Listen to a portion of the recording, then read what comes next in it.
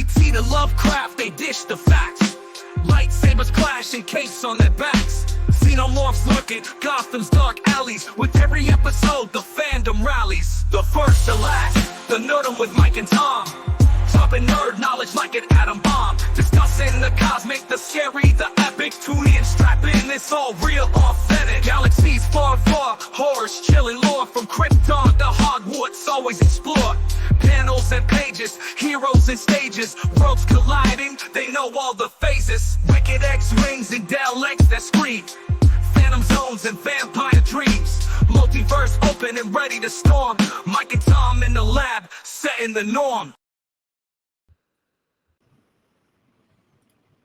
Welcome back to the First, the Last, the Nerdom, the podcast where we dive deep into films, fandoms, and forgotten gems that shape our nerdy little worlds. From the first, the last, and everything in between. In the final week of our March Madness month, we're going down and dirty, literally, as we dissect the 2013 film Filth, based on the novel by Irvine, Welsh, and starring James McAvoy. In one of the most unhinged performances of his, this dark, twisted, and wildly chaotic movie takes us into the depraved mind of Detective Bruce Robertson. Corruption, addiction, manipulation, it's all here wrapped in a grimy, neon-lit fever dream. We'll be breaking down the film's shocking moments, dissecting its themes, and debating whether Filth is a misunderstood masterpiece or just a full-blown descent into madness. So grab your whiskey and buckle up and let's get into it. Or for my case, I've got my ever trusty boomer juice here. So yes, I have my grape juice here that is fermented heavily. How you doing, Tom? How you doing? I'm good. Yeah, so oh man, this one, dude, you know how to find home runs. I'll tell you that, boy. You know how to find conversation pieces for sure.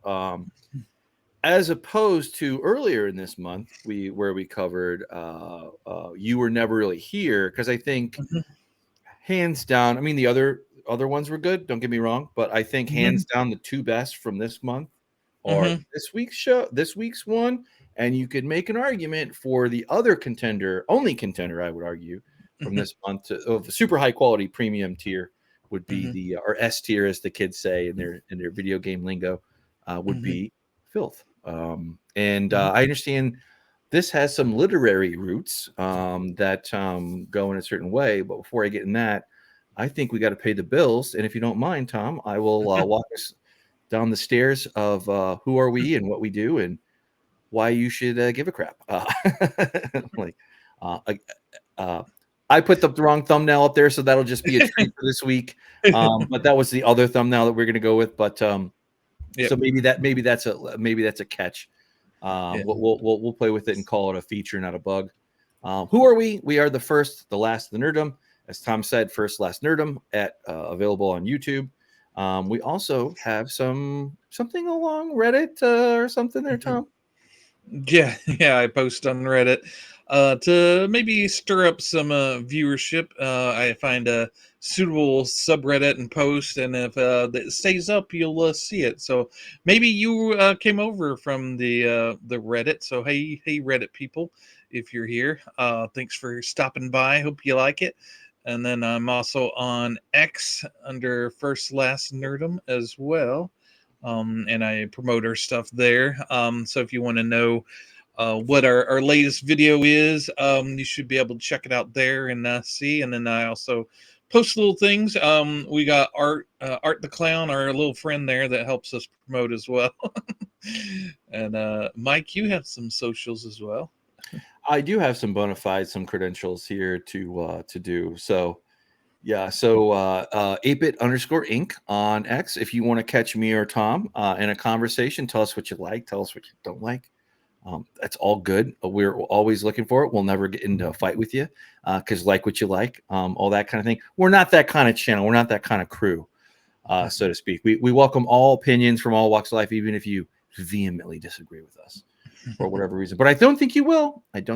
Now, also ApeIt.Ink is my online spot where I put all my heavy opinions, lighthearted stuff, and everywhere in between that maybe doesn't catch the eye of our show here at First Last Nerdom. But as always, we'll get into this one right here. I was wondering how you're going to set the stage for this guy, so I'll let you. I'll hand it back to you and enjoy the plane taking off here. Yeah, and I didn't realize it, but we're having some Scottish love the past 2 weeks because last week the director Lynn Ramsey is Scottish.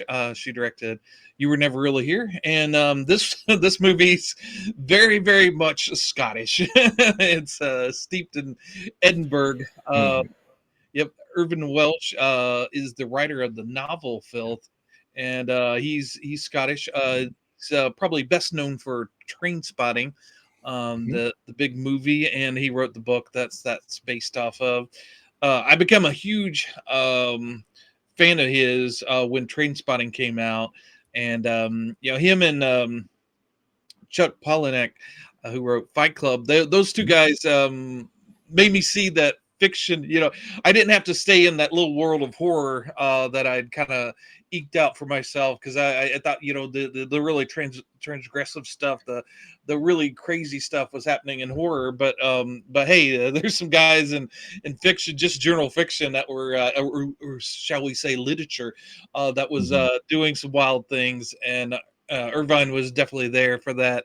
Now this movie and book, the book I didn't ever get around to reading. If you throw up, I gave you the link for the Goodreads, the cover of the book.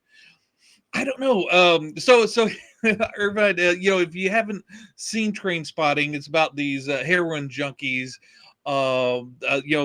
just laying about Scotland and just getting up to all sorts of trouble. And his stories were kind of ensemble pieces about these kind of degenerate side of the Community. of the community. And then this book came out, and I read that it was about this this awful evil cop.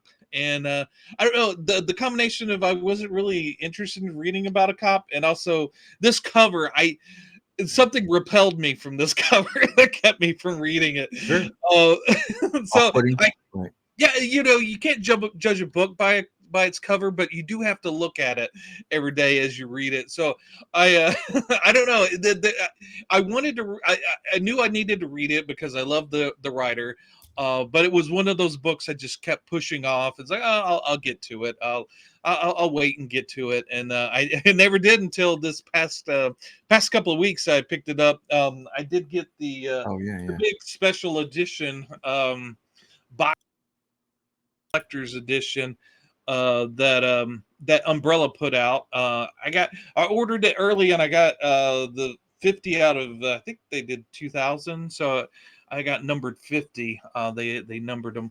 But yeah, the book, it comes with a little brochure with the little interviews and stuff in it with their version of the pig head on it, and then they have the book, which I read. Now the book is pretty interesting. It had to be fitted into this box set, so the print's really small, but yeah, if you don't mind that, it's nicely. And I like the cover of this. This is a very nice little regal pig, a cop pig kind of hanging out there.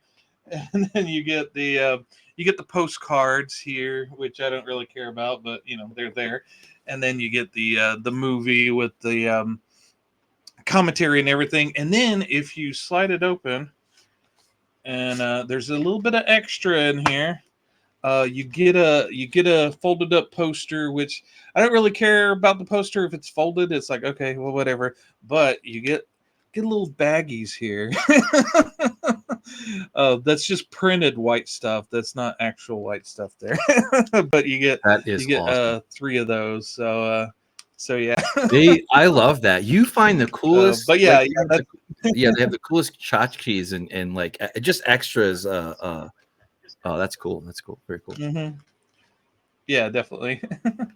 Yeah, very, very, very cool. So, Yeah, if I could, I did want to go back real quick to what you were saying about Scotland there, because I did have a couple notes on that. Edinburgh itself, the city that they're in, functions almost like a character in the narrative, really, in a way.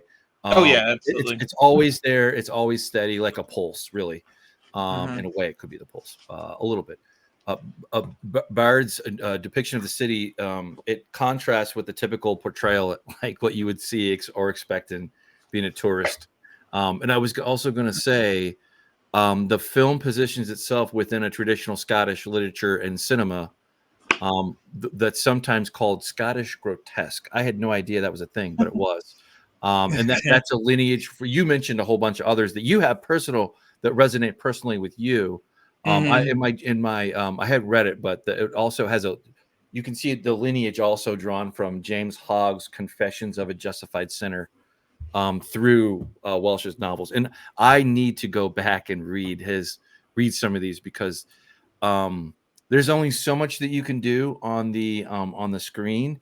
And just like Chuck Palahniuk when he did Fight Club, there's a lot of things in that book that are kind of hard to put on the screen and translate. So you really need a good adaptation. And I was going to say, to kind of finish out the thing on adapting it, it really does. It is one of those rare adaptations, and you're going to be able to speak to this more than me. But it might actually be better in some ways than the source material, in some ways at least, because it succeeds on its own terms. Where a film has a really hard time depicting certain material, but that's kind of the holy grail of any adaptation, and Filth achieves it 100%. I don't think I mean, I've never read the book, but I don't think that it would compromise the artistic direction or the spirit of what you're trying to get to, like, especially when you're trying to attempt like a direct adaptation, translation with Welsh's, the way he does. He brings in the scene. I did read a few scenes from the book, so I had a very small taste. But Bard was able to find the cinematic equivalent to some of that, and it really captures the essence of this is a triumph of what a film can be from a book, in one of the rare, semi-rare versions of like where it works. I'll leave it like that, and I'll throw it back to you. But I just wanted to kind of piggyback on that, so to speak. Yes, definitely. But yeah, after I did my show and tell, the Welsh is like I said, one of my favorite writers, and this is one of those. I can see why. This one of those books that I just kept kind of pushing back, and then I saw the film. I guess it was on Netflix. I saw it was on Netflix maybe a year or two after it came out, and was like, oh wow, they made Filth. Who knew? And so I watched it, and I really fell in love with the movie. And I go, oh, now I really do need to read the book. And but yeah, so it kept going on the back burner, and actually I was reading a different Welsh book that I have handy right here, A Decent Ride, and then finally reading that one. But yeah, his writing style is some people have trouble with it because he writes like Scottish people speak. So it's you do have to kind of get used to it and kind of sound it out in your head or vocalize it to kind of get what they're saying. And then with Filth, there you are dealing with the police officer, and they speak a little bit more refined than the average junkie on the street. So it's a little bit clearer, but there is a barrier there as far as reading.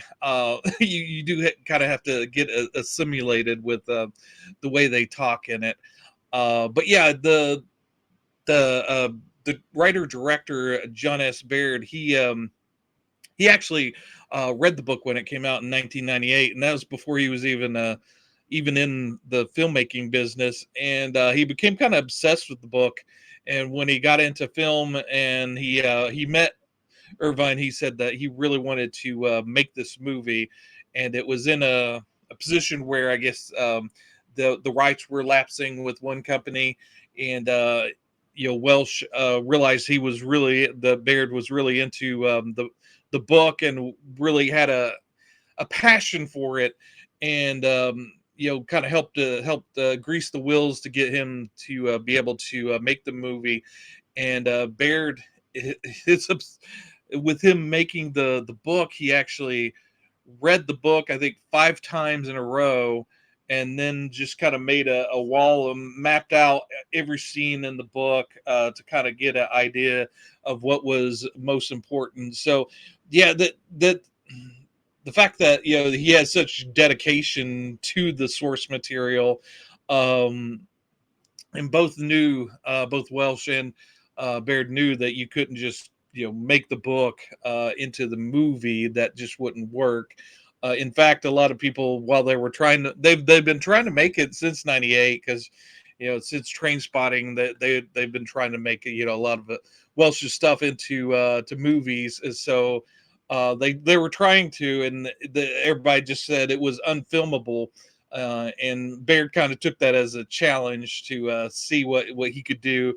And yeah, I think everything's unfilmable until you kind of crack the code, so to speak. I think anything is adaptable.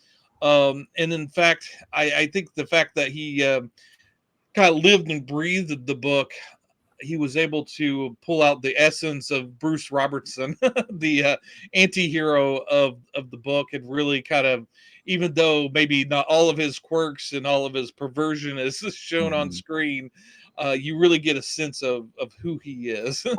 well, to add to that, and trust me, there's a lot to unpack here. We're talking about a film where the main character is basically the worst cop in Scotland, maybe the worst cop in movie history, and somehow we can still find ourselves captivated by his downward spiral as it goes.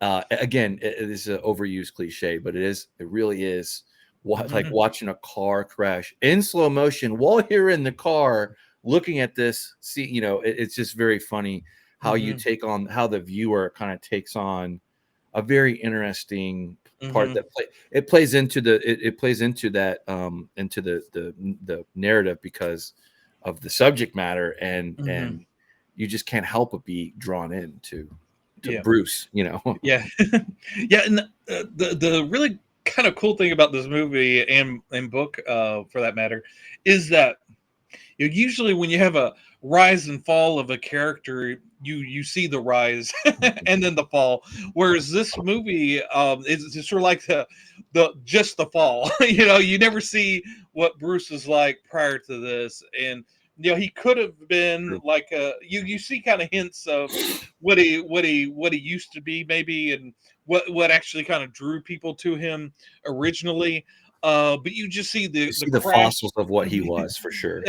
Exactly. You just, but in this movie, it's sort of like you're seeing the final act. You see the crash and burn of this person, this disintegration of him. I was going to say, it's not just him, but it's like when like his first impression, I kind of wrote down some thoughts as I was watching it, and one of the things I wrote down was like, it just seems like every character is they're filled to the brim with like sloppiness and sloshing as they go about, sometimes careening into others only to make a bigger mess, and then a bigger mess and tangle of assholes and elbows. Like, like it doesn't take long. I love how kinetic it is with all the people. Everybody in here has a problem or is flawed or whatever. It's just, it really underlines where James McAvoy, where his character is at with Bruce, where Bruce is at in relation to all, like, their normal messed up. He is.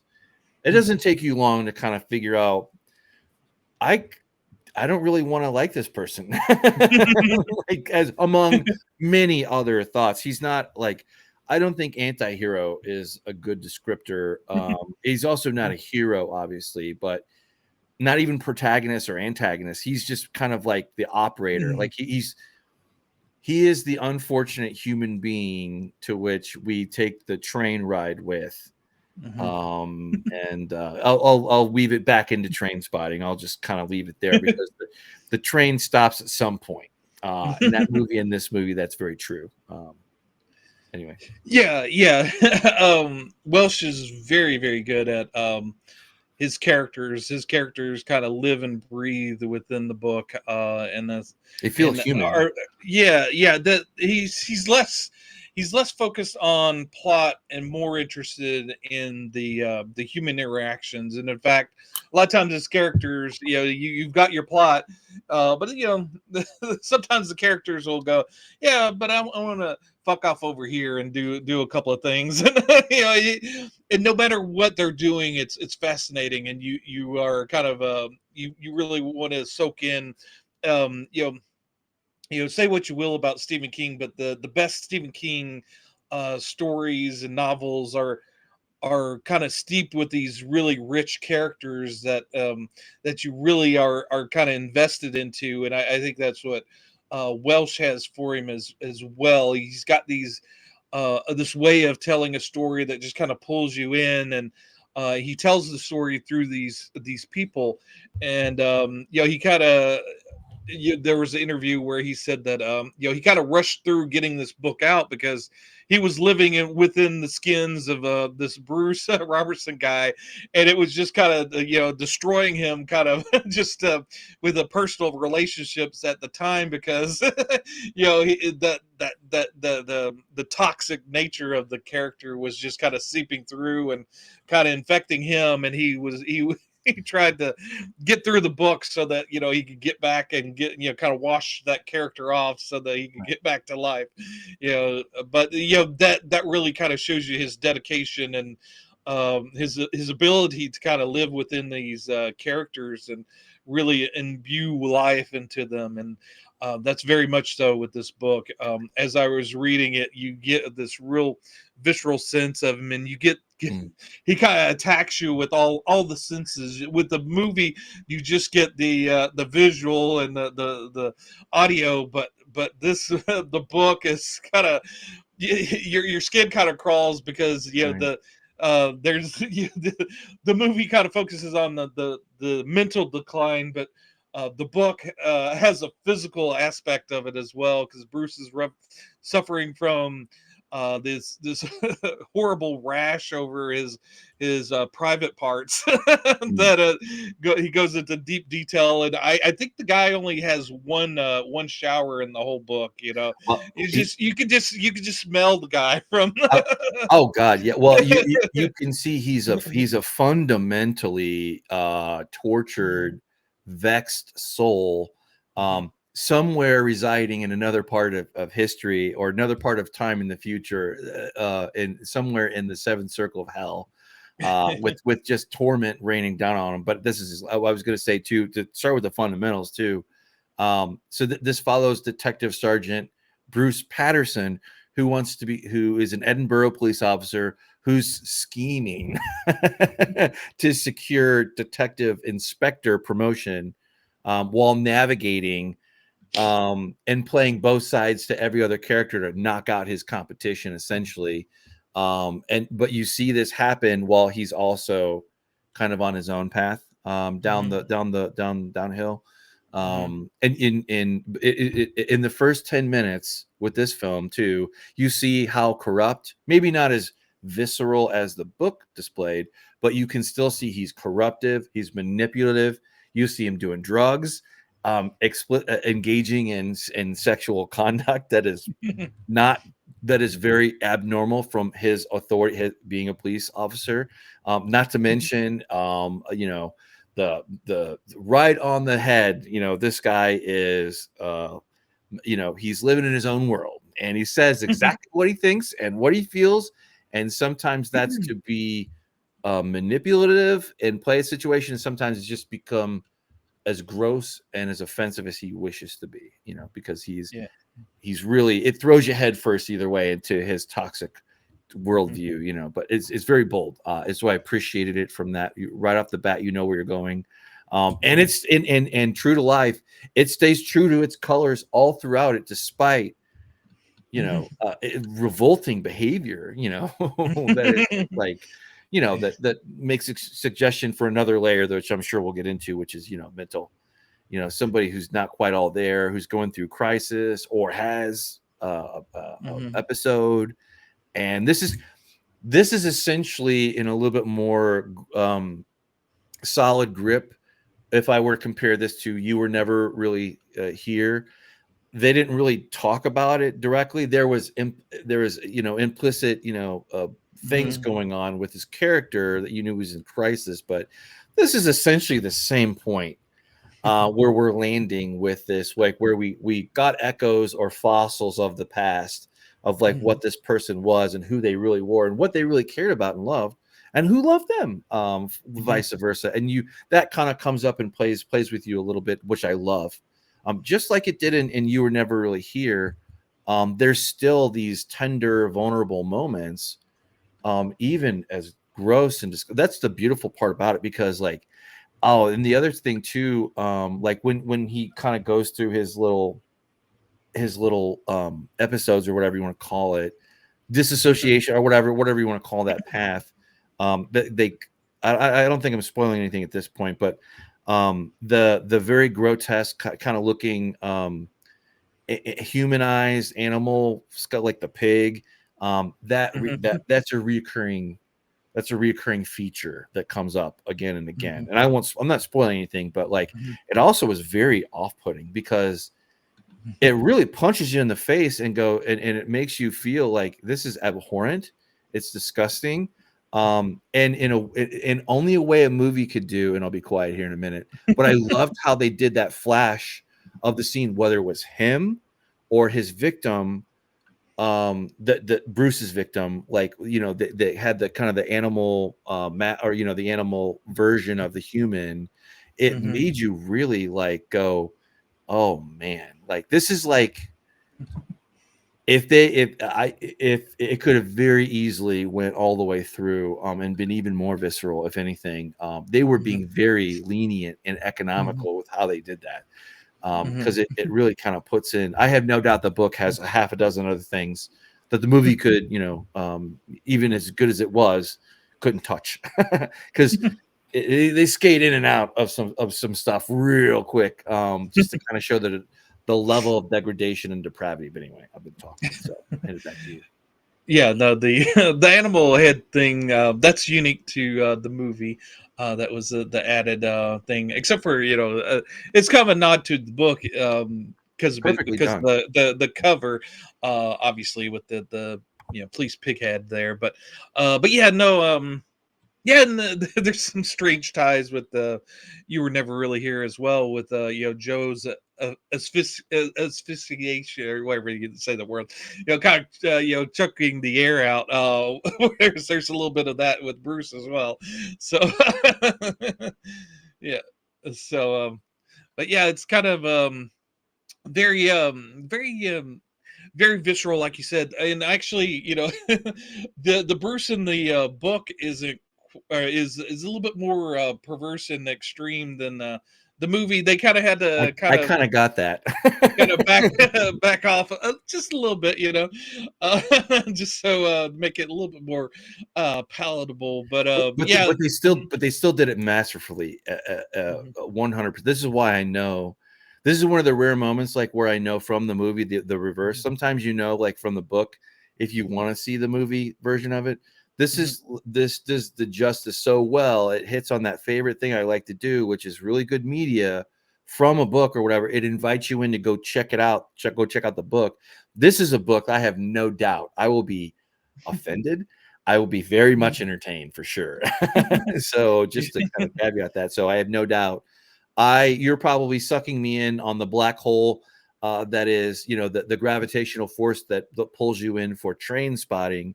At some point, we'll have to do justice to that, because I've always wanted to revisit that movie. And I know you have talked about it over the years, infrequently here or there. You mentioned this or that. So I know it's one that's very interesting that I know very little about, aside from 40 years of, 30 years of regurgitated, variations or clips of it, but very well done. Very well done. This is like the casting was perfect. That was another aspect too that I'm sure we'll get into, but just perfectly done. So I have a new favorite thanks to you because of this, for sure. But yeah, the one character they cut out from the book, I understand why they cut him out, but he was very featured prominently in the book, and was one of the reasons why a lot of people thought it was unfilmable.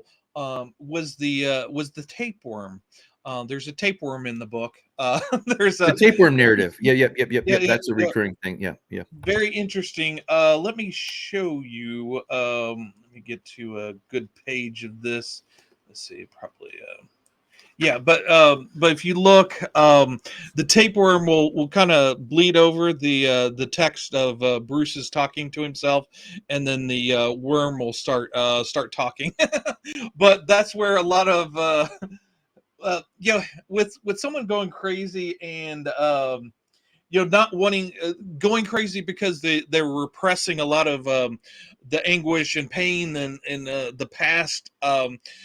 They're not, and you're talking about the in first person.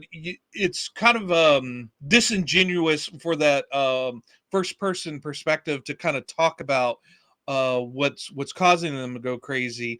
So he uses the device of the tapeworm living within Bruce, that's kind of soaking up what Bruce is, and he's the tapeworm's able to kind of talk about Bruce's past and kind of work through the the pain and kind of reveal his back history, so to speak. Whereas the psychiatrist in this movie, the hallucination of the psychiatrist kind of takes over the Yeah. perspective of the worm. You're talking about Dr. Rossi, which is his that plays the alter ego of the tapeworm in the movie version. Yeah, I didn't quite get that right away, and then I read a little bit more and got informed, and I was that makes perfect sense. Like that's why you're seeing, and he does it so well too, because like that like you were saying, the tapeworm represents Bruce's fractured psyche. Like he is the only one that is stitching it up together. That kind of he does, and again, masterfully done too, with how they deal with hints of what happened to him, right? What trauma, like whereas you were never really here was more based on active trauma, where you kind of got a general roadmap of like what happened generally, stereotyping things out. But this one is a little bit more strung out from like you can tell like he's a bully, he's an a-hole, he is like, I was kind of thinking in an alternate way.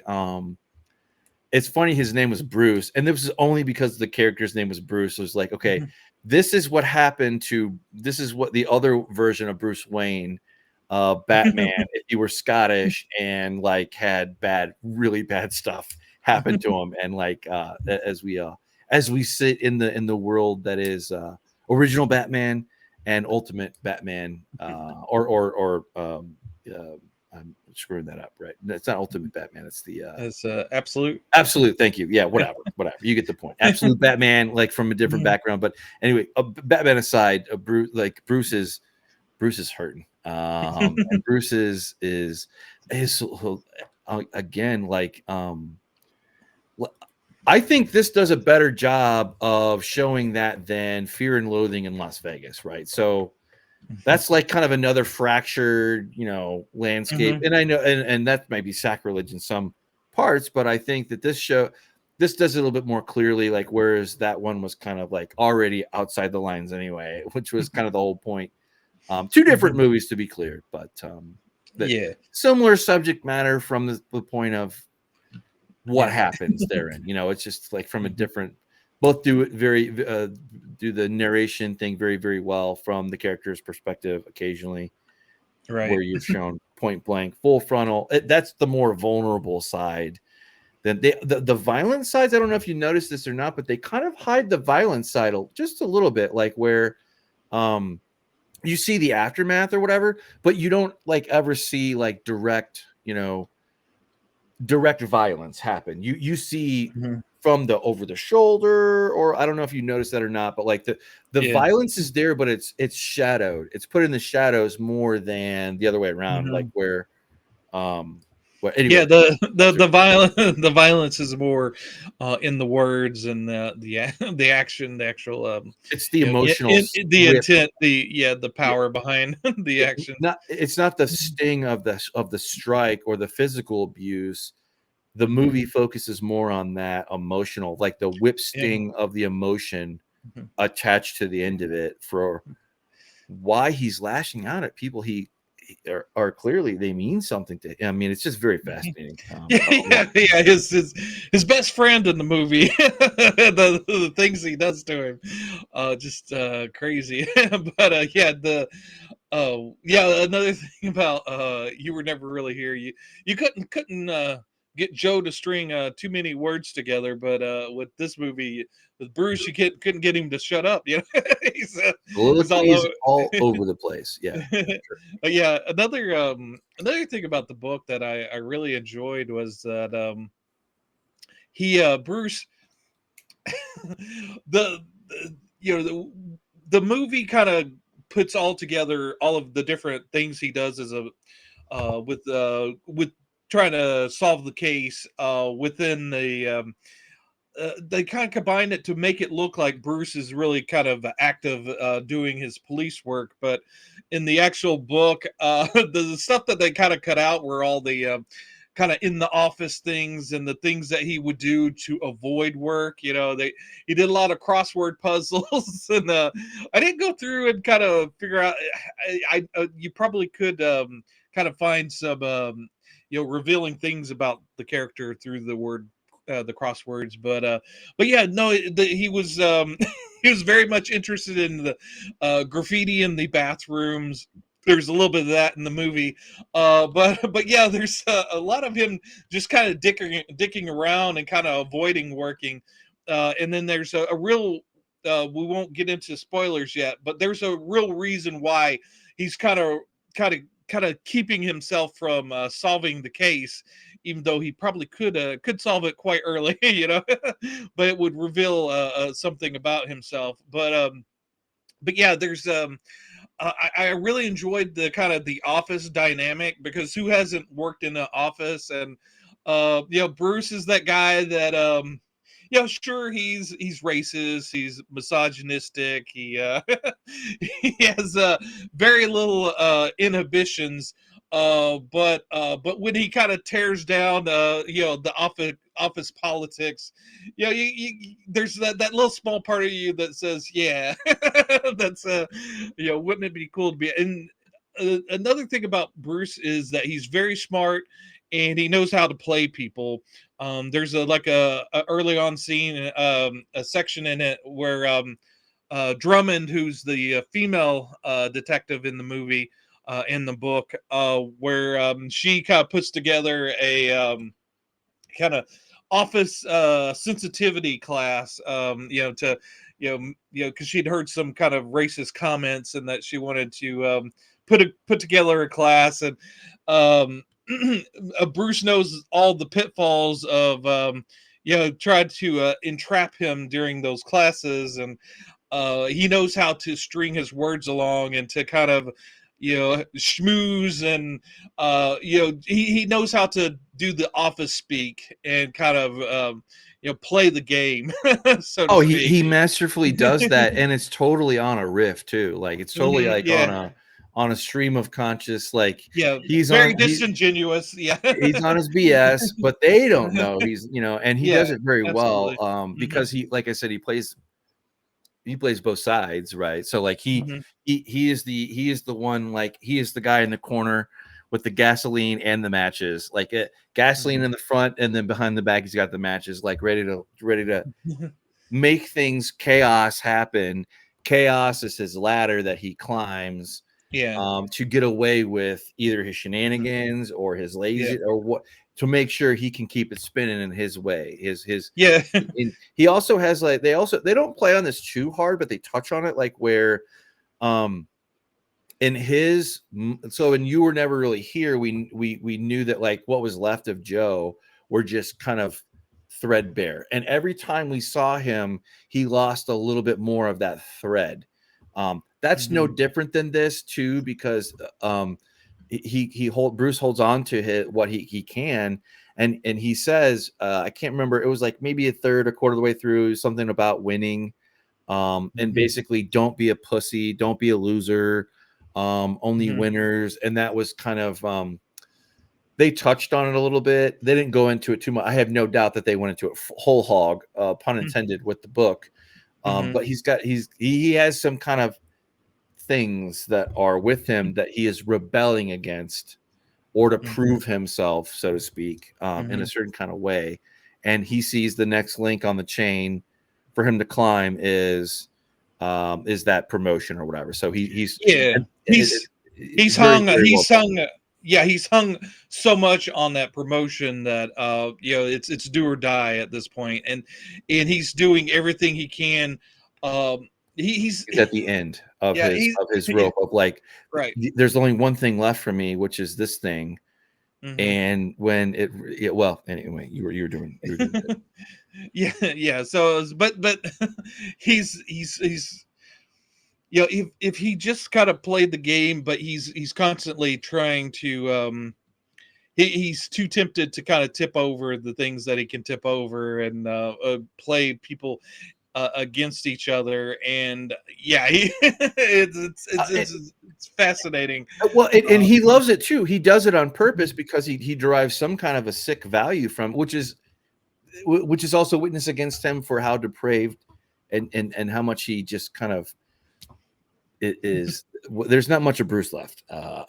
Like kind of just how every time you see Joe on the screen, you see a little bit, he becomes less and less and less and less and less until there's nothing there until the other thing happens, which is we might get to, we might not, but and so no spoilers up to this point, but he does it so well. James McAvoy, not a wonder why I would love him and his acting in this. No, absolutely nothing. He did nothing wrong in any of this, because I really love Split so much.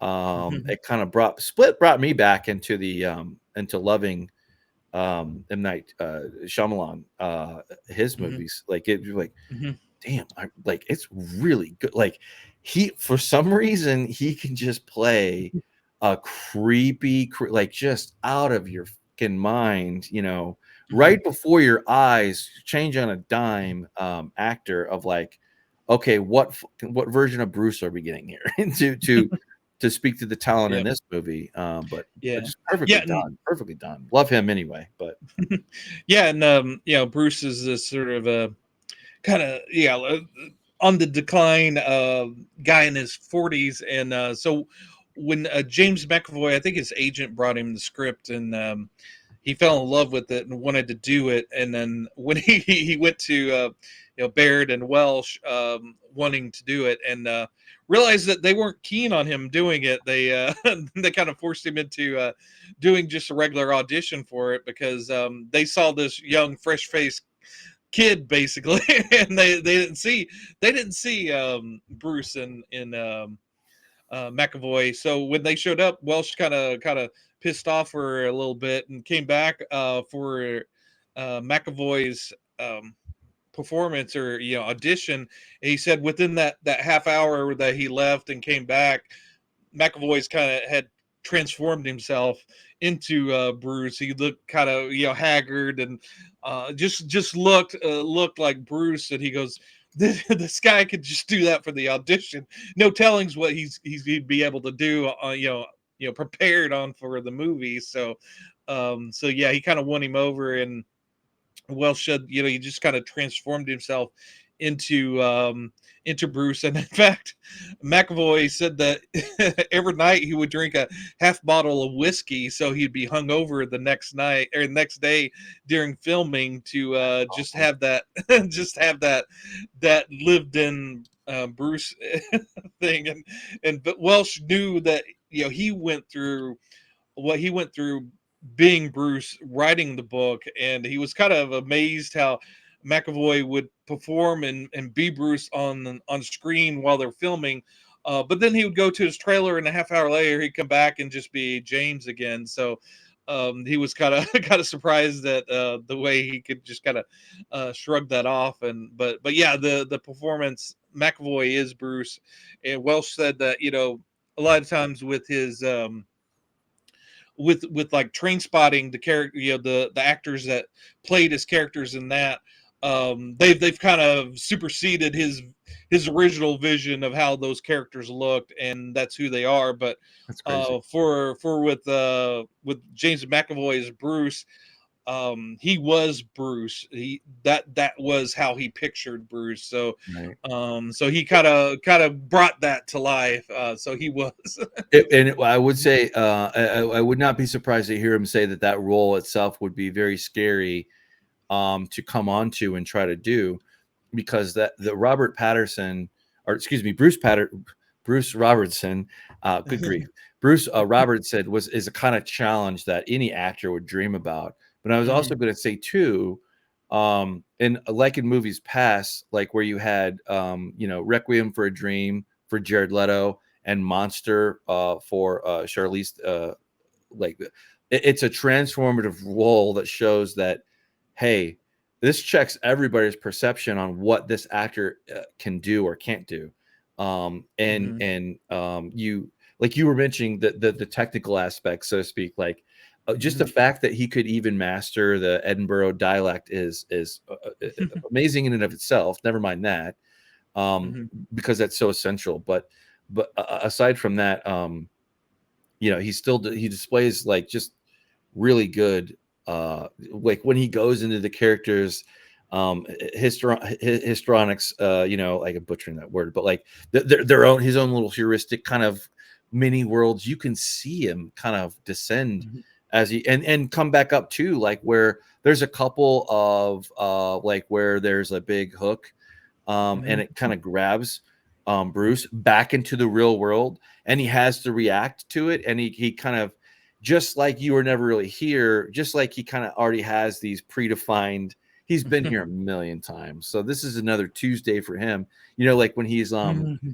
know, ass naked, you know, going to the front door in one of the scenes toward the mid to end part of the movie, and it was like right after his holiday, excuse me, where that was a whole nutty thing in and of itself. And you would talk about like going, you go to vacation to blow off steam, not create more steam. But he got himself in such a state that like where he was like late coming back in to work, and he gets a call and he's like, you know, hey, you're late, and he's like, oh shit, be there in 5 or whatever he said, you know, like whatever. He's like, oh, make sure I put the coffee machine on and show up in a flop sweat suit that is probably dirty through. There's just no time for any hygiene, or I mean, it's really the end for him as you get down to it, really.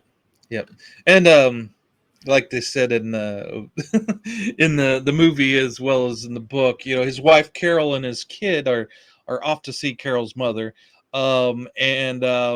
so yeah, he's kind of left to his own devices in his in the house, and yeah, it's he doesn't do laundry, so yeah, he kind of does the sniff test on the in the book on what's the least offending, and yeah, that's like I said, the book really, you got a real sense of how smelly and just gross this guy was, and then just kind of, yeah, but but no matter how gross and offensive this guy got, you were fascinated by him. You were constantly pulled to him, and I think that's the charm of James McAvoy. You know, he's got that presence about him that even though he's perverse and just one of the worst people, you know, he can flash that smile and say something funny, and you know, you're back there, you know, you're back in with him, you know.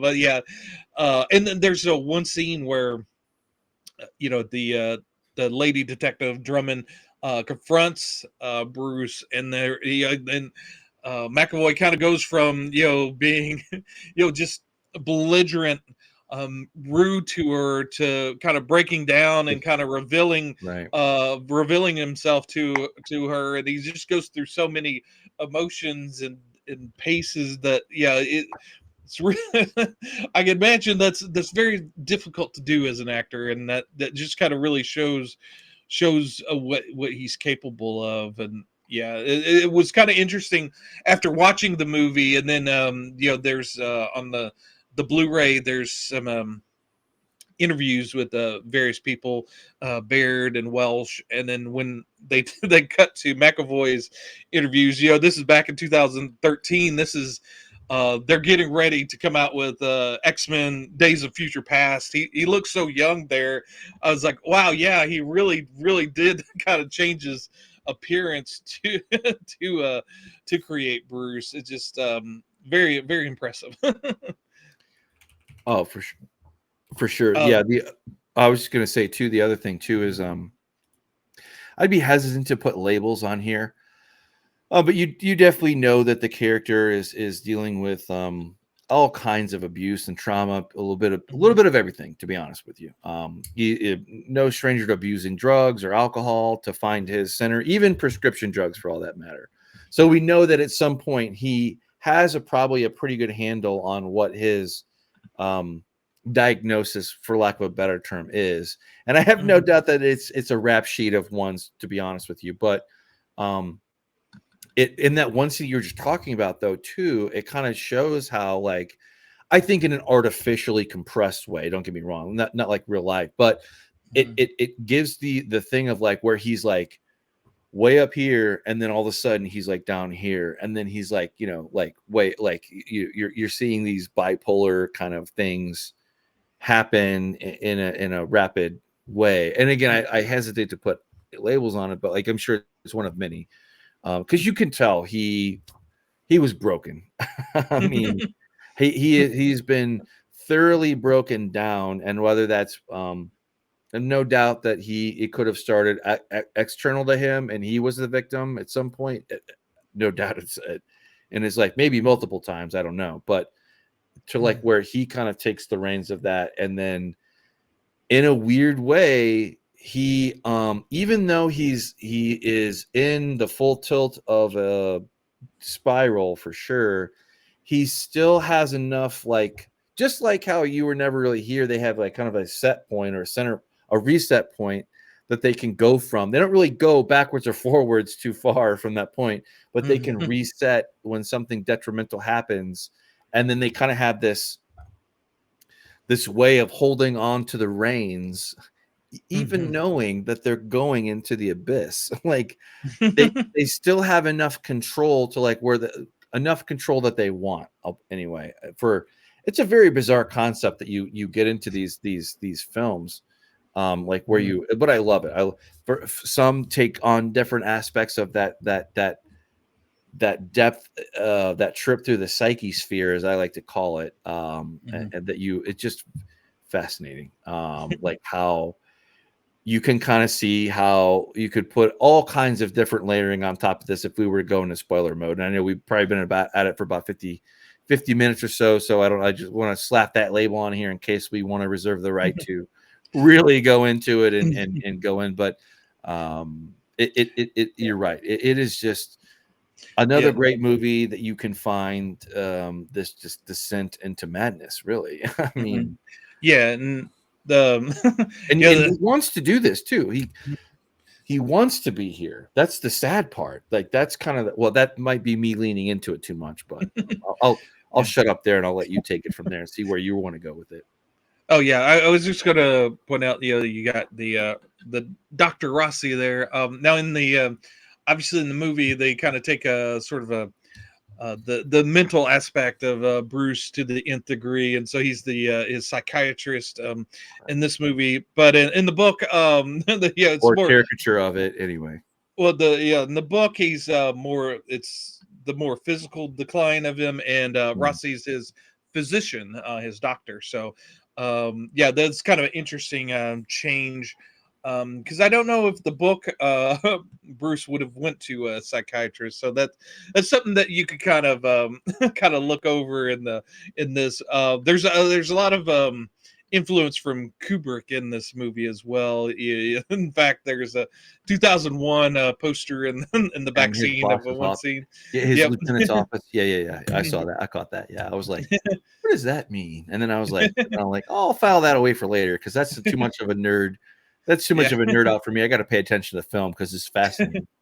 Yeah, and I think the bottle of drugs that the doctor gives him is one number 114 or 115, and that's like the drug number in one of Kubrick's, I think in Clockwork Orange or something. So there's a lot of interesting little parallels to Kubrick in this. So what the director liked, but yeah, and also James McAvoy's sister is in the movie. She plays Estelle.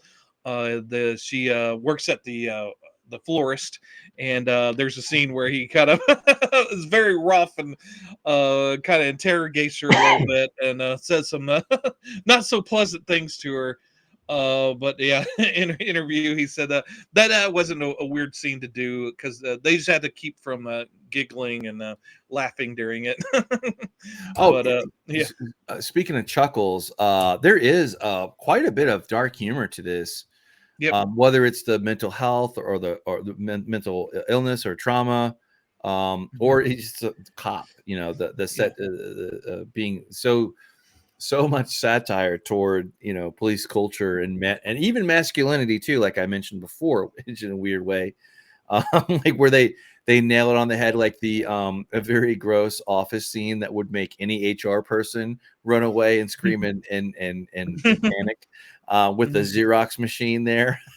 Also, like, that was an office party, Christmas Yeah. office party. They were just blown off steam, like, but it was hilarious. It just, again, it draws you in a almost a twisted, whimsical way, like where they never play it on the head for the jokes. They go for jokes that are original, and they pull them off, like which kind of helps take.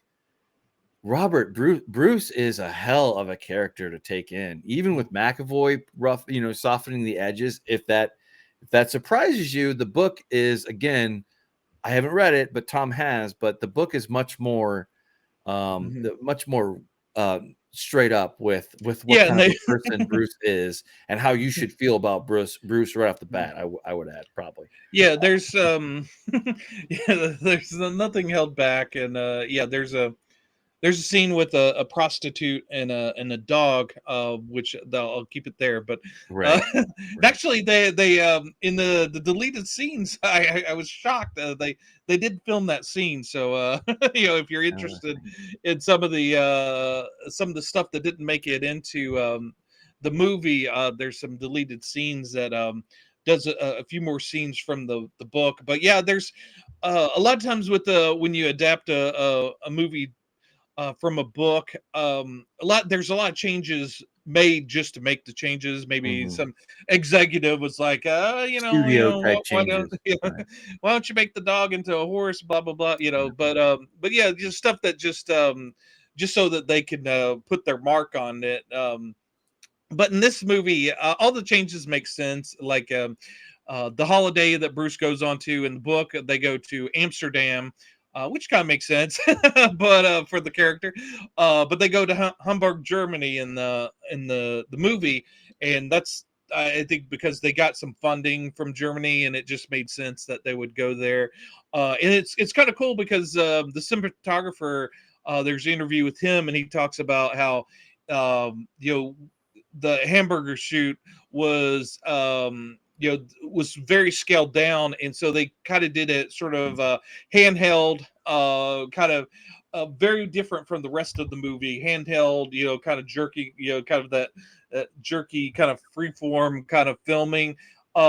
It's sort of like it almost looks kind of like a travelogue, how a vlog of traveling would be filmed, and that just kind of adds to the spirit of that section of the movie, and kind of makes it stand out, and just kind of works because the lens choices, the lighting, lighting shifts, the practical effects do create more tangible sense of this discombobulated distortion, which also kind of plays into Bruce's favor because, like, it is funny, like where you see the balance of what is funny is like when he's bully, when he's an asshole, sociopathic, that's when he's funny.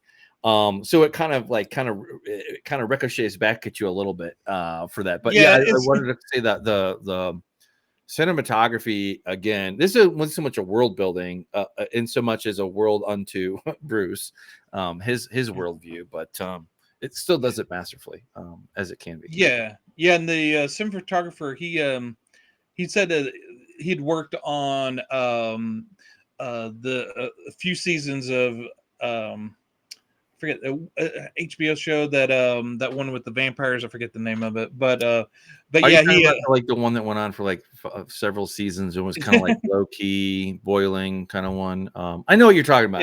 Yeah, with the southern, and then they also did a few few episodes of Game of Thrones, and so he came on to this, and he really enjoyed it because it was something so totally different, and something really kind of unique, and you've kind of danced around it, but yeah, it's very much kind of a black comedy, and I think that it's not unique to Scottish cinema, but I think they do it quite well because they're kind of pessimistic bunch, but with a keen sense of humor.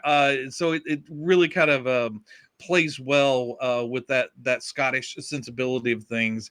But yeah, no, I really truly love black comedies. It's something that I've always been kind of fascinated with because I'm also into horror, and it just it's the same thing where you're pushing to the edge of the extreme of things, and without going over, or at least that's the attempt with black comedy.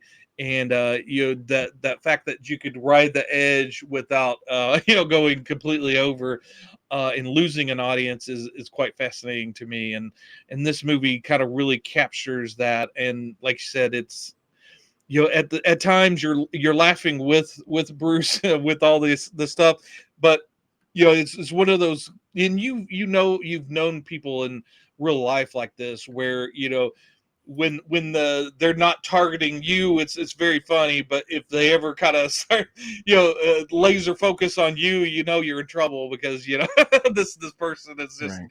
it has no filter, and it will completely destroy you. Well, if I allowed. was going to piggyback on that real quick because I know we've and we are definitely going to go full feature length for the folks out there who made it this far. There's just so much to unpack and talk about. But swinging it back into the main action here, you called out, you were never really here. You called out the songs that were played throughout different aspects of the film that played very well to what the story that was going on. This is no different.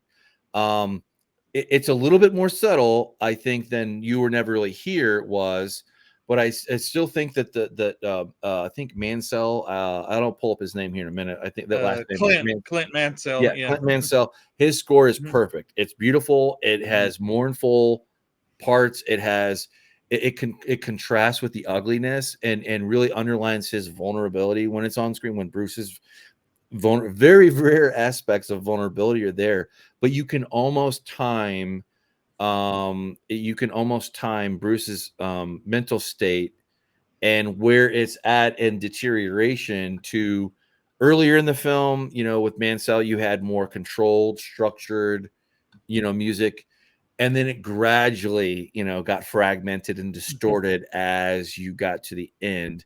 Never in a wild, out of control way, but in a way that underlined what you were watching on the screen, and you were absorbing. Anyway, I thought that was awesome. Yeah. Like this is one of the things where you get to do these films or talk about them long form.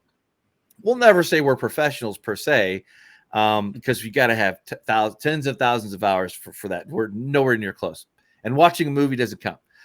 It kind of does, but it doesn't. But this goes back into that, like where you pick up on those subtle little cues as you get a little bit more educated and become more of a cinephile. I love that. It watching these films and movies like gives me much more appreciation for the little small things and who did what, whether it's costuming or practical effects or screen, whatever it is, or whatever.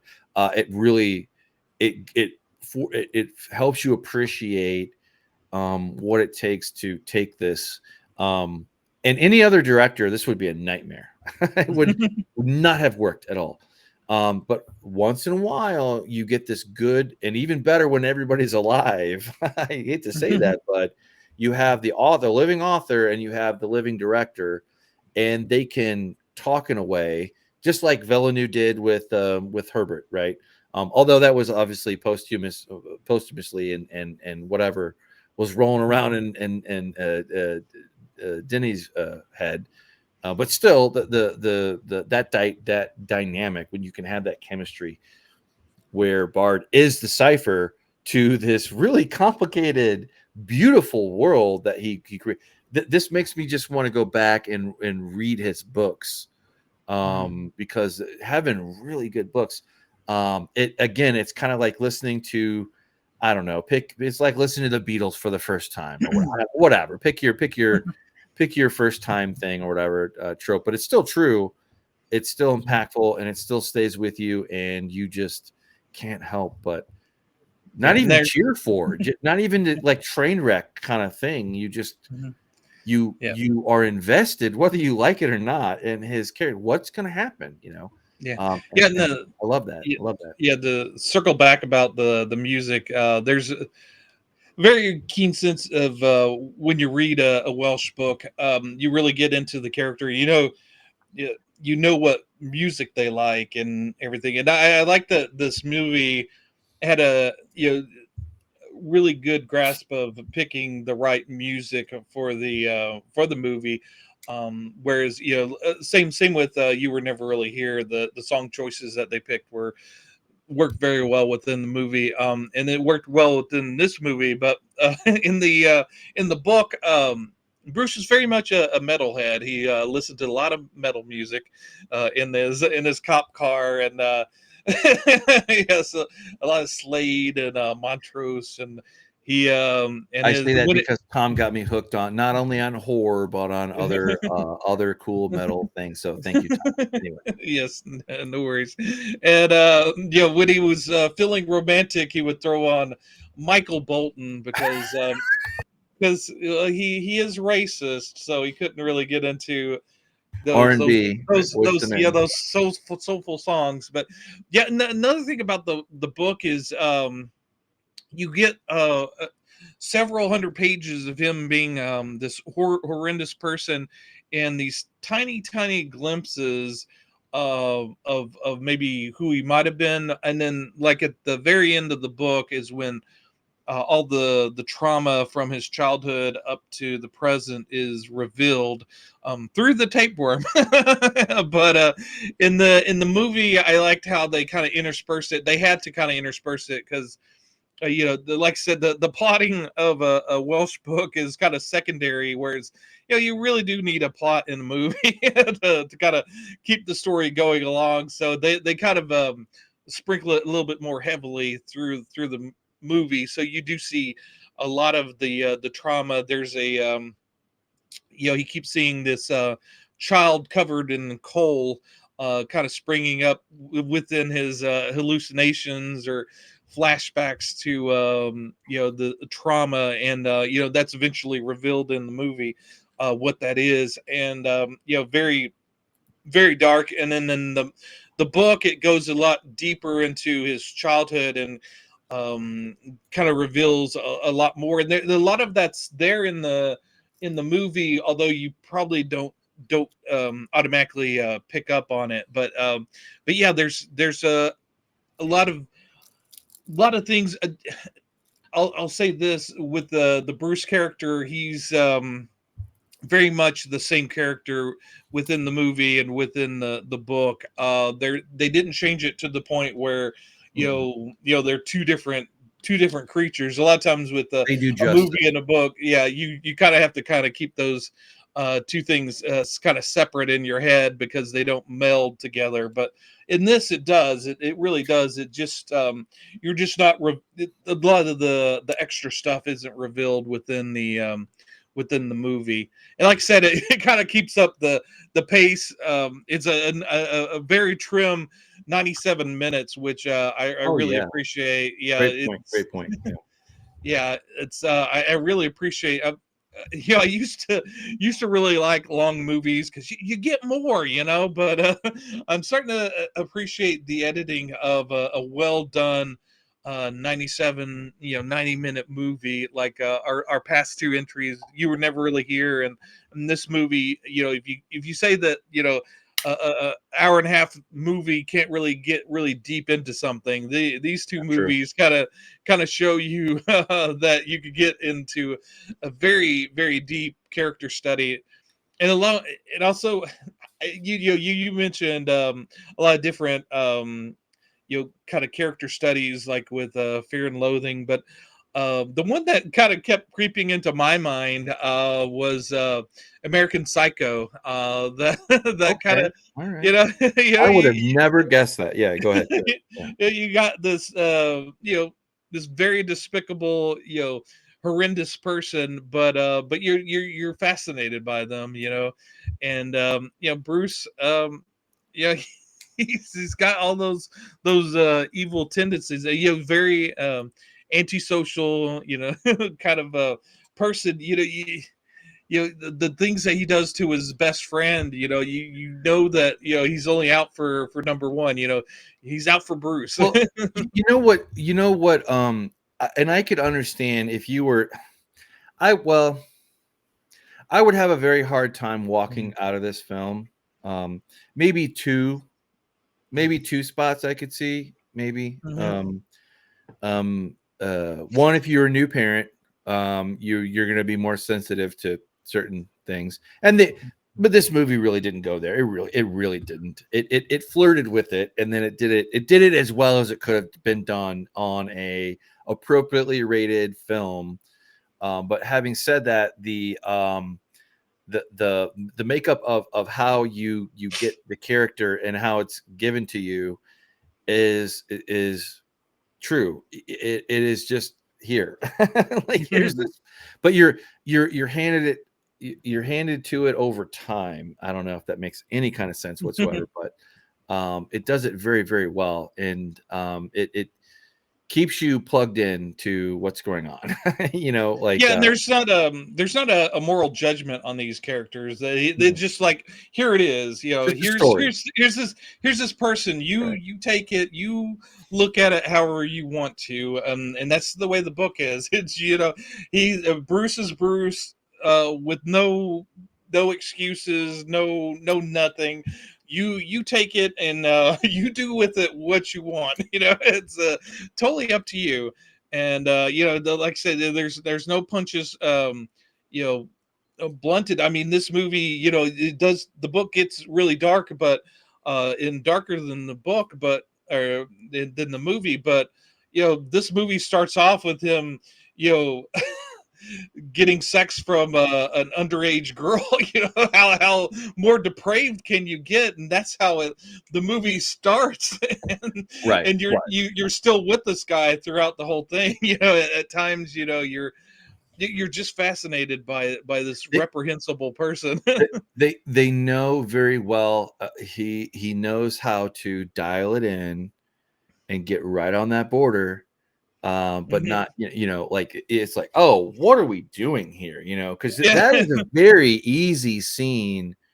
Mhm. If he was any less of a director or talent or writer, even from what it's based Mhm. on, from what he read to what he interpreted, that scene right there, that is a prime. See, that's exactly what I was talking about walking away. Like, you're like, you know Yeah. what? Cut. We're done. I'm gonna go see something else. It's not like that. It doesn't take those disgusting parts and beat you over the head with them to, Yeah, they're like, not they don't where, glorify, yeah, well, or revel in it. Yeah. it's a much, much more mature aperture on Mhm. the subject matter. Like, whereas anybody else would have taken that and they just would have done God, if it were modern, even 10 years in the future, 2023, they would have taken that, and they would have rode a line so hard core, it would have been distasteful. It really would have, kind of, okay, guys, listen, like, I'm I'm of the internet generation. Okay. I've seen the, faces of Death, expiration, yeah. let's call it that. Yeah. Yeah. We've all had our whatever, like, fascinations with it's either like that or getting as close to that as they can modern day, just for no reason than just to be, when you, how he wove that into such a tight way that harnessed McAvoy. Again, it's really great. It's a really great movie. And You're a Fool, which gets me to the other point. I have a bone to pick with this rating system thing. The rating that this got on IMDb is like 7 flat or whatever. I don't know. It's bullshit. Like, how this could be 7. And to be honest with you, I didn't really get into it on the You Were Never Really Here.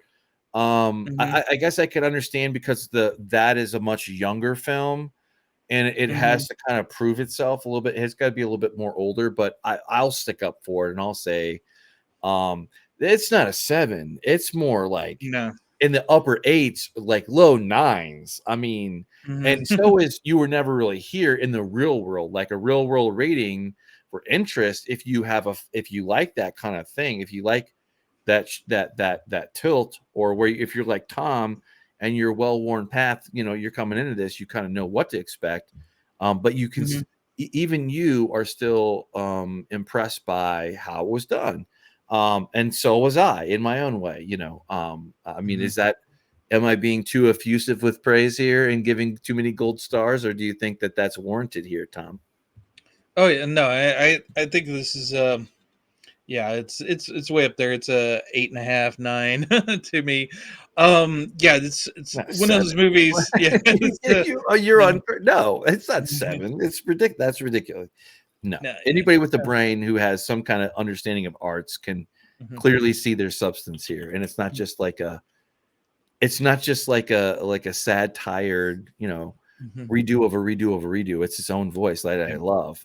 That we so badly need nowadays. Like, which is why we do this channel, to hope maybe you've come into it at 2:00 in the morning and you go watch it. I hope you have fun, because you're going to have fun with these really good films that we find. Yeah, and there's a key point in the movie that also in the book that we haven't talked about, where Bruce saves a lot, or tries to save a life, and he fails. And there's this very touching connection between the grieving mother and her child that comes to visit him periodically throughout the book and then throughout the movie. That kind of represents maybe a redemptive arc to the character, that he may be saved through that, but but he's on that downward spiral, and he just can't can't go that way. If I could for a moment, Tom, this is one I did mark this down. He does occasionally, and I wrote it down. My first thing was he waved by to redemption. Not the right word. He waved away redemption. Multiple times when there was the mom and the son. And you can tell it was also kind of funny too, because when he was going back, it's almost like you can almost kind of see him mechanically think about, he has this scene and he's normally on with his normal bullshit to do his, sweeping of the thing and go on to the next thing and check a box. But then, you see this person fall down across the street and there's something going on. And he's the cop, and he's like, and he even he almost breaks the fourth wall a little bit. He's just kind of like, oh, Jesus Christ, really now? Like he kind of like has that to himself, not to the audience, but it's close. It's close. You could argue that he plays with you a little bit with this thing, whether it's the tapeworm screwing with your view or him or all of the above. But anyway, he goes across the thing, and it's almost like he remembers aspects of like what a cop is like. So if you boil down a cop, it's a protector, a defender, the helping hand when you need it. God forbid, right? It's almost like he remembers, oh yeah, that's who I am too. But again, He doesn't grab hold of it. He just waves. He sees it. He knows that it's redemption. This guy goes back to he firmly has the reins to his own direct, he's headed to the abyss on his dragon of destruction. But he wants to be going down. And there was many times, and also heart, it kind of jerked the heart a little bit. No pun intended here, but that relationship between that fallen officer, that fallen partnership, which is another aspect of him being a cop, which is his partner, another cop, a brother falls in the line of service or whatever, and it's him feeling guilty or whatever. You figure that part out yourself, but like you see mom and son who live after and have to make a life after, and you see him being like, it really shows him in a very vulnerable way several times. Yeah, and it could be a glimpse of who he was, right? Exactly. It's like before echoes, the corruption, echoes, and flashes of the past, and he just does. He has no desire to grab onto it or to connect with it because he's already he's already judged himself out of the box, essentially, and that's exactly what happens, as you go on, and it really, really sad. And the other thing too that caused you to have sympathy for him, not only in those aspects that I just talked about, that remind you that Bruce is still a human, just no matter how horrible he wants to be to everybody around him. He's actively pushing everybody away, to be clear. But the other side of that coin that shows that his humanity too is that is the mom and the son scene that come up here and there. And how there's that one scene where you already talked about it. He's beaten on his best friend. And toward the end, it does that thing that I was talking about with the animal head. And you are just kind of shocked, like where he sees this, like the guy is like literally like crying, screaming for relief. And he's so confused. And he just doesn't know what to think. He's not even angry at him because he's still wailing on him, right? When he flashes to that scene, I think it's a tonal shift. I'm reading a lot in here, but if you give me a few more links of rope here, I'll tie us off. But you see that, and it draws you in, and you kind of see like he is an ugly and disgusting creature, but for some reason he does stop. And that is so sad there, because it's like yet another checkpoint where he waves away to redemption. Like his friend was there, it could have gone this way. Even that police detective, the one that we talked about, like these pivotal scenes between him and where he goes high and low and all this stuff, like you can kind of see there's some aspect there that has kind of like hasn't quite accepted his fate quite yet, but you can see him walking the staircase to a certain inevitable. and I'll come off there because I was pretty heavy there. Sorry, Tom. I couldn't help it. Like, yeah. No worries. No, it's it's fascinating. It's sort of like, that there's always the person that says, talk about how people are, how can there be monsters, and that we try to we give these adjectives to these people, these horrendous people, Right. to make them less than human, to be able to kind of grasp, and live day to day, and with these people, you gotta find a way to separate us, but in all honesty, they're just as human as you and I, and they have all the aspects. There's that part of us that that we repress, where we every once in a while we want to go crazy and do something crazy, but we know that that's destructive and wouldn't benefit us in any way. Well, and real life is so different than like a movie, like where you seemingly have like 6 months to a year to like spiral out of control and everything's it's like it's more like you're doing that on the street, spinning in circles because you don't have a house. Because in 30 days, anybody could be out on their ass if you want to really like dial in the horror aspect. Which also this definitely has horror to it. I don't know. Anyway, I'll be quiet. I know, and this this is very much a Christmas movie as well. So if you wanted to You mentioned that before when we gather were up trying the to come up. yeah. We were eventually at one point we flirted or we talked about putting this in the rotation. I think you kind of held it back a little bit closer, and I'm so glad you did. But yeah, this could be technically a Christmas movie. I forgot about that. Could be one of my favorite Christmas movies. So yeah, it does have Christmas music and everything, and it's also within the Welsh verse. I don't know if there's a term for that, but I'll call it the Welsh verse because within all of his books, they're all take place within Edinburgh. So all of his fictional characters live there. So they kind of interact with each other. And of course, this cop is going to run into the, the heroin addicts and the ne'er do wells they talks about in the other books. So in the book, he does mention a couple of characters from Trainspotting, Francis Begbie and Spud. But so yeah, it's very much so. This movie is tangentially connected to Trainspotting in a little bit of a way. So well, that's so where you yeah. get into that. A couple more of these, and you get into there's an actual world there, and it's part of a trilogy or not.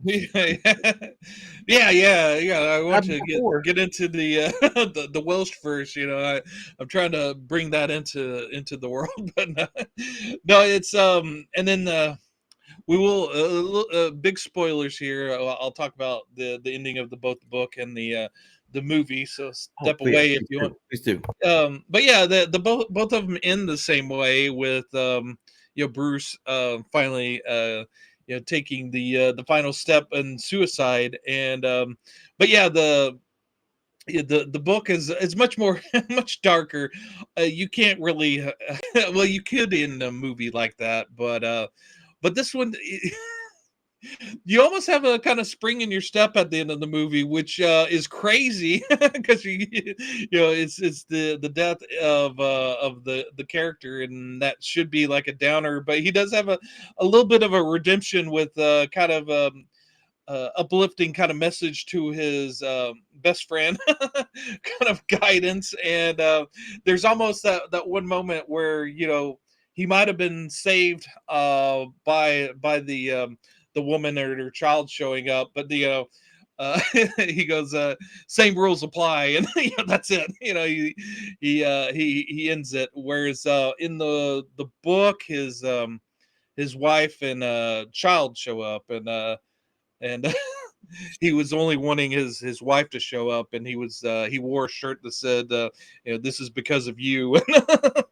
And and he realized that his daughter was there and that he didn't want that to want her to see it, and kind of maybe perpetuate the the family tragedy that caused him to be who he is. So a lot darker. And then Jesus Christ, that is way darker. Holy shit. Yeah, so that's even worse because it throws him back into the side of life where he doesn't want to be. Like, it's even worse. Right. That's funny. Yeah. And there's a lot more I won't get into with the book, right. But yeah, there's a the death of the student that they're kind of investigating. There's a lot. He's a little bit more involved with the death in the book than he is in the movie. That makes the movie Bruce a little bit more palatable.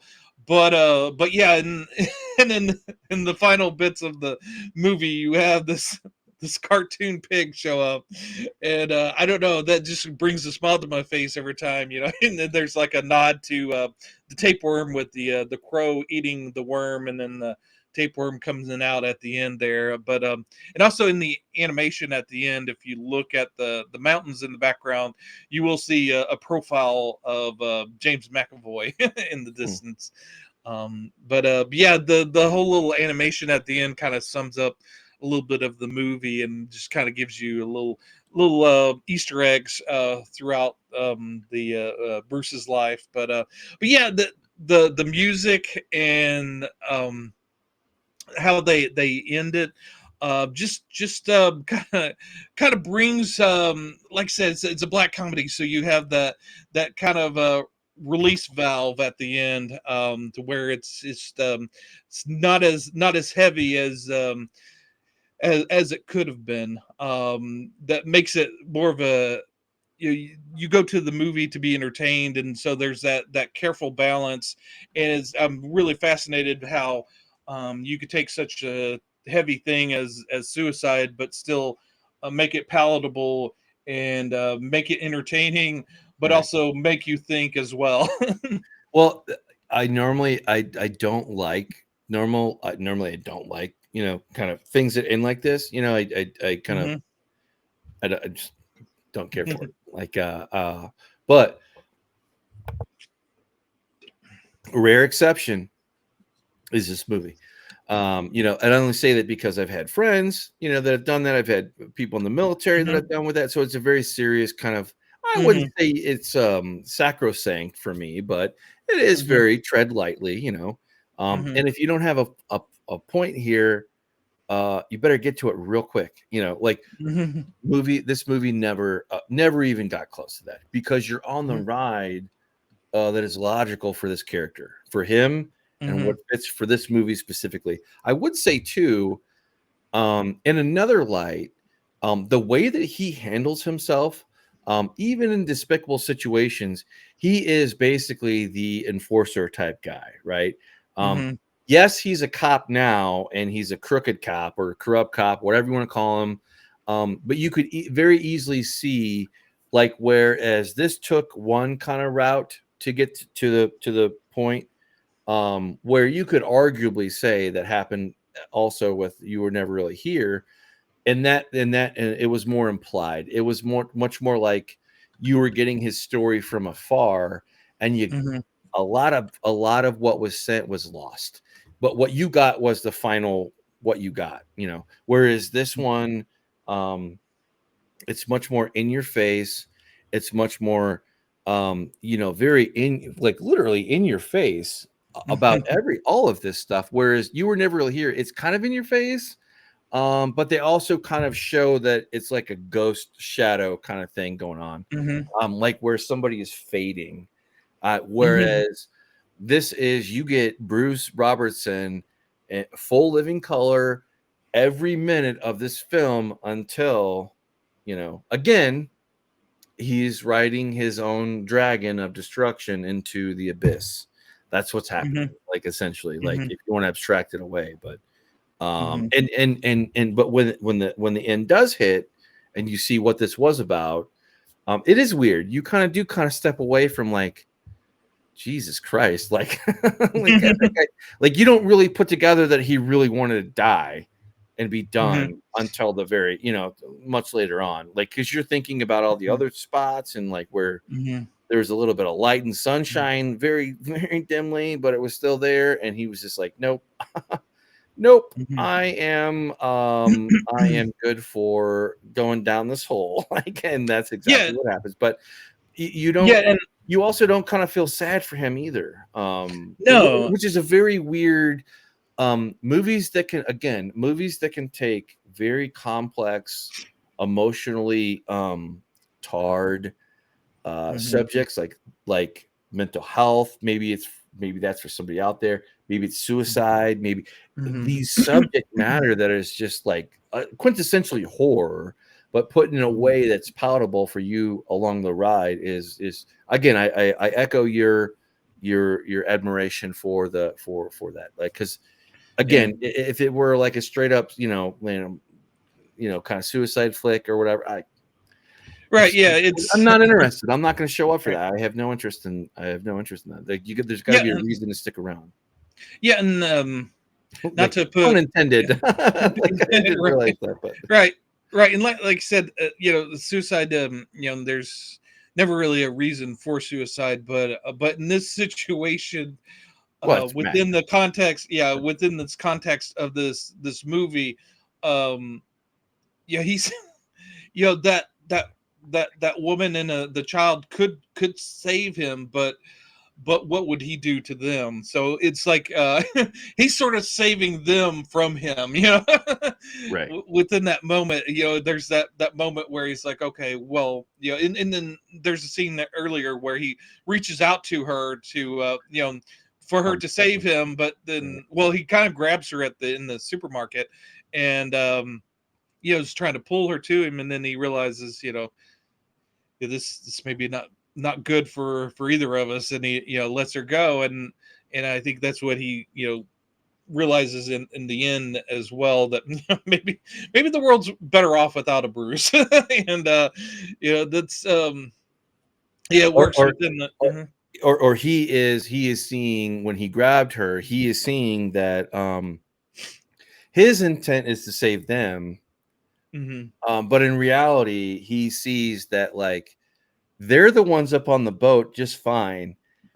He's the one that is down in the water, that is floating away ever so slowly. And I think he kind of accepts that, and kind of like, okay, like looking back, obviously, our armchair quarterback here, Monday after, you see that you can kind of see how things line up, but like, it makes sense. It is a very delicate dance that is done. Again, 7-0 bullshit, like baloney, like that. It's just such a good. I don't know. I have no way to go back in time here and weigh this against what as Train Spotting. But if Train Spotting is from this author and everything therein, I have no doubt. It threads its own story in its own unique world that just pulls you in, whether you like it or not. Like, obviously, hopefully you like it, but this is kind of like that, like where this movie kind of you sidle in here and you're like, this guy is just and it's just sad, It is. One of the reasons why Welsh wrote Train Spotting is for one thing, Welsh was a heroin addict in his youth, and you write what you know, but he also, from his experience with the drug and what Hollywood and what what writers had done before, you hear about all the horrendous stuff that heroin does to a person, but he goes, a lot of times, there is a reason why people do heroin. There are some good times on it. Not to discount the horrendous aspects of it, but yeah, he knows how to kind of weave that tenuous thread between what what those highs and those lows within people, without casting moral judgment on anyone. And I really like how his characters are that they ride that line between good and evil, and it's more of a gray mesh than anything else within people, and people are just people. And their story, everybody's story is unique and fascinating, and Bruce is kind of an exemplary of that.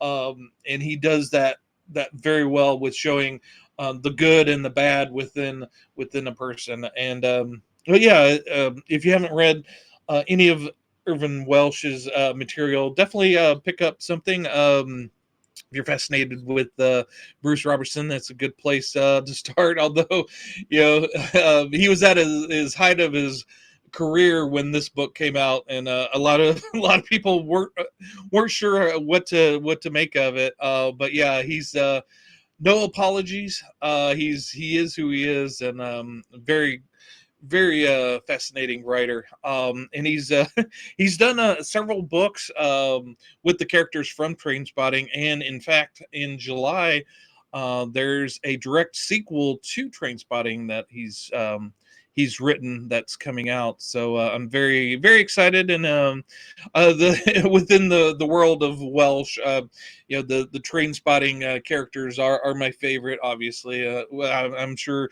there's many other people. I'm not the singular in that, but yeah, that are very excited about that coming out. So yeah, just be if you're interested in Welsh, this is maybe the year of Welsh. I do want to read a lot of the books that I haven't read of his, to kind of catch up and read everything. So there's that. I think maybe we're getting towards the end of things.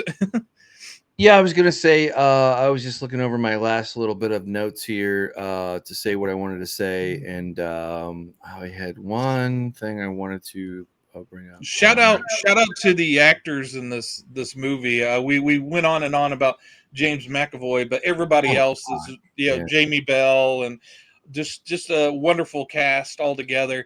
And James or John Baird, Jon S. Baird, he said that he, in a lot of the interviews I watched of him, he quoted Steven Spielberg. He said, 80% of the movie is done with if you cast it well. You're pretty much almost done with the movie if you cast this thing well. And he focused very heavily on getting the right people for the right roles in this movie, and it really shows. There's not a bad apple among them. And also, this is a fascinating black comedy.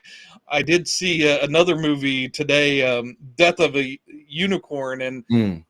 there's not the best movie in the world, but it really shows you how difficult it is to make a very good black comedy. Like I said, there's that line that you have to play with the dark and the light and the funny, and getting the right tone and balance is very difficult. If you want to see something that fails, you can watch Death of a Unicorn, but something that exceeds and excels Oh man, at it is yeah. Filth. And I do have a lot of love for A24, but that one is just one of those movies that Well, kind of stumbles.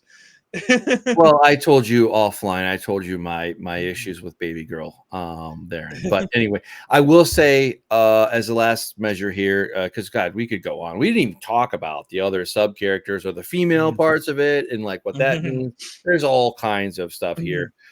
So if you would like us to come back for part 2, let us know. We will, absolutely will. I will say this film refuses the comforting narrative that mental health, schizophrenia, whatever you want to call it, are either easily treatable or somehow ennobling, right? Like a glorification of it. Bruce's condition is shown as genuinely devastating, which again, it masterfully covers out equal parts dark comedy. It has a little bit of levity when it needs it to kind of break. It doesn't really break up the tension, I would say, like other parts, but it does help it does help swallow the film. Again, it's devastating to himself, those around him. The last bit I think that would be the sad part, which this boils down to, which is at the same time, while we're seeing Bruce go through his thing and the story around him, it also generates empathy for his suffering. And where you land on if he should or shouldn't or whatever, that is the beauty of the film. So rare exception to like where the exposition was only related to the internal story and it wasn't beating you over the head with the gore, which it very easily would have done nowadays, or the exposition. God, they would have run this. Like they would have taken this. This is probably, you mentioned A24, and we kind of mentioned the Devil's Hand or the mannequin thing, which has Talk to me. yeah, Talk to Me has like weird parallels with this too, and also does it in another very freaky way, which makes you feel some kind of way about this. This also does. This is the one to see. It's not. It really is done like very well. I think Filth versus You Were Never Really Here, this kind of edges it in a whole other level of sophistication, and I think You Were Never Really Here gets it done too. It's just kind of like two different kind of things, two different ways. Either way, you're going to be entertained. I will say that. Yeah. Yep, and like I said previously, Filth and You Were Never Really Here kind of inspired our March Madness month. I really wanted to cover these two. Those both came out as special editions on Umbrella. So if you want to get those on, unfortunately, Filth is just on Blu-ray. There, it didn't come out on 4K. Not sure why. A lot of times Umbrella does either the Blu-ray or the 4K.